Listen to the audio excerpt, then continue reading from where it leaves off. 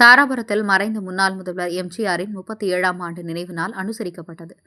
திருப்பூர் மாவட்டம் தாராபுரம் நகர அதிமுக சார்பில் கட்சியின் நிறுவனரும் முன்னாள் தமிழக முதலமைச்சருமான எம்ஜிஆரின் 37ஆம் ஆண்டு நினைவு நாள் அனுசரிக்கப்பட்டது.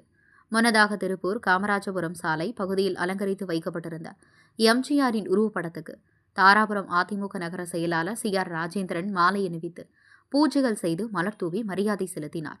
அதனைத் தொடர்ந்து 300க்கும் மேற்பட்ட அதிமுகவினர் கருப்பு சட்டை அணிந்து அதிமுக கழக கொடி ஏந்தி காமராஜபுரம் சின்னக்கடை வீதி, DS கார்னர், பெரியகடை வீதி, பூக்கடை கார்னர் வழியாக பேரணியாக அண்ணா சிலை வந்தடைந்தனர்.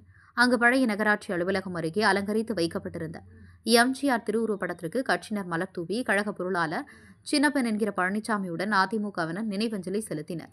இதில் ஒன்றிய செயலாளர் GR பாலகுமரன், திருப்பூர் மாவட்ட கழக இணை செயலாளர் திருமதி சத்யபாமா, மாவட்ட அமைப்பு சாரா ஓட்டுநர் அணி தலைவர் பங்க் மகேஷ்குமார், பேரூர் கழக செயலாளர் பைப் ரவி, மாவட்ட அம்மா பேரவை பொருளாளர் அரசகுமரன், ராஜேஸ்வரி, கௌரி சித்ரா செல்வி உள்ளிட்ட கட்சியினர் திரளாக கலந்து கொண்டனர்.